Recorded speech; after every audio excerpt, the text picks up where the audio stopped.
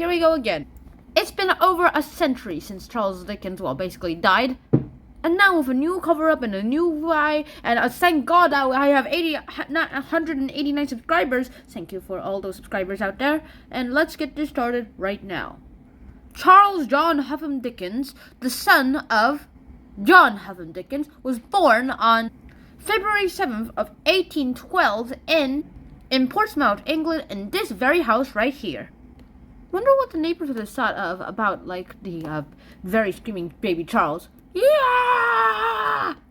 And he went to school. At least until he was 12 years old.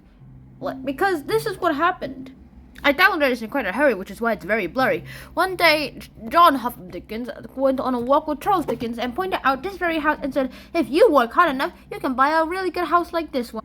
Well, that was then. And now he's 12 years old and he's sent to a blacking factory to paste labels onto bottles. And why? Well, because turns out his dad always spent more money than he could earn.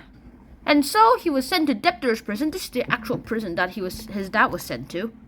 And the whole family moved in. Except for Charles, who was old enough to start working at a blacking factory. Which, as I already said, is just like a place where you paste labels, like 101 Dalmatians. Cruella. It was a very cruel life, and in fact, Charles Dickens himself wasn't really there, was like spending all days of his week, 5 days of his week, actually going ahead and working at the blacking factory. In fact, the only time he could ever see his family was on Sundays and Saturdays, when, like, he had free time. Although Charles usually used it to go ahead and meet his dad.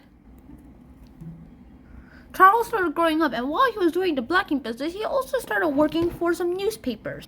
He started writing about the court. That was by day, and wrote some of his own works by night. The first time he actually did this, he started writing about the Pickwick Papers, and it was an immediate success. And now I just realized that this time it should come around that we talk about Catherine Dickens, but we don't actually talk about much of her life in these videos. And so in the 4th edition of the Charles Dickens biography, I'm going to start putting in Catherine Dickens' life here too. Catherine Dickens was born in 1815, although Dickens isn't her real last name. She was born in 1815 to a family of a large group of people. Also, my research actually doesn't really, I didn't really research how many family members there were in her original family. There she was highly educated, and then her dad, who was like a music critic or something like that, started a magazine. And then that's how he met Charles Dickens and gave him a job as one of the small editors of the magazines that he wrote. That's how Charles met Catherine, liked her immediately, invited her to his 23rd birthday. She started liking him, and they got married. They had in total 10 kids, and by the time Charles Dickens actually met Catherine Dickens, he started tasting success, starting with the Pickwick Papers, and moving on to all the classics that we know. The book about the spinster wasting away in her wedding dress. Bing! A greedy guy who likes just having money, being haunted by the ghost of Christmas past. Ding! And the little orphan asking for a bigger, just a little bit more, of a helping of gruel. Bing! Yes, and even after 100 years, after all these were published, and even over 100 years after Charles Dickens' death, we still learn some things from all these novels. And we still learn and is influenced by Charles Dickens' life. Charles Dickens put quirky characters into a society that mimicked his society. A setting that would let him show the most invisible people in his society so that he can tell them his own life and their own lives and for social reform. He wrote this to actually start making social reforms and to help the people in the poor society. Although a workhouse or a slum is a really, really bad setting, is a really, really unpleasant setting to actually put into a novel, it actually lets him show all that invisible people stuff I talked to you about.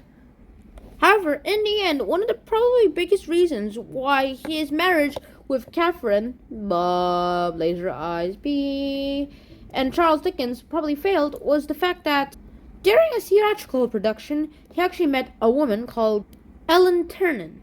And it's probably because of Ellen Ternan the divorce happened. Now, in Victorian society, it was thought that marriage was unbreakable, and if it was broken, it was thought that the wife was to blame, and that she was to be downsided and fell into the poor class, at least in reputation-wise, and that she had no rights. One day in 1865, while Charles Dickens and Ellen Turner were coming back from Paris, a guy read the wrong timetable for trains and started repairing the road and taking all that railroad off, which in turn created a crash. And Charles Dickens helped administer brandy and water to the injured and dying, and it wasn't until the last second that he remembered that this carriage over here held the last part of the manuscript of his new book, Our Mutual Friend.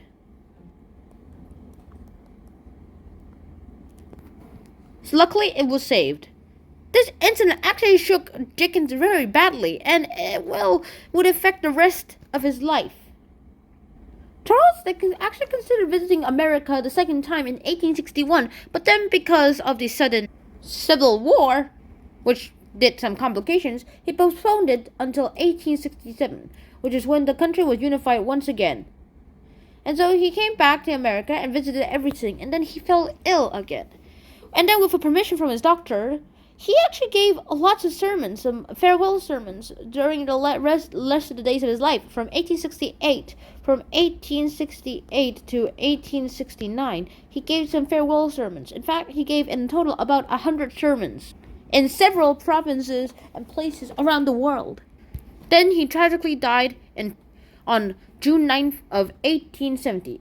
In his will, he was actually asked to be buried in Rochester, but because lots of people actually wanted to mourn for Charles Dickens in public and wanted to see his grave, they let him to be buried in Westminster Abbey.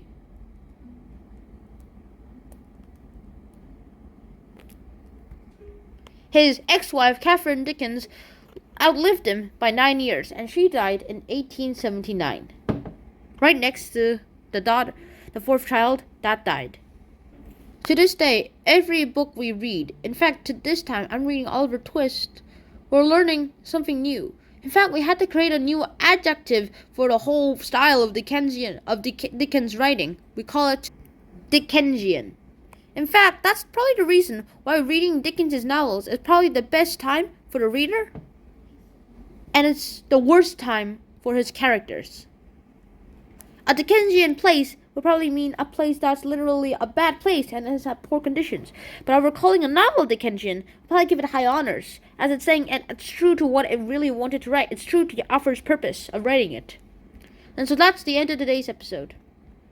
I really hope you guys enjoyed that episode, and I hope to see you guys soon again. And if you want to learn more about Charles Dickens and want to see my old versions of Charles Dickens videos, then go ahead and watch the version 1, version 2, and version 3. I'll see you guys soon.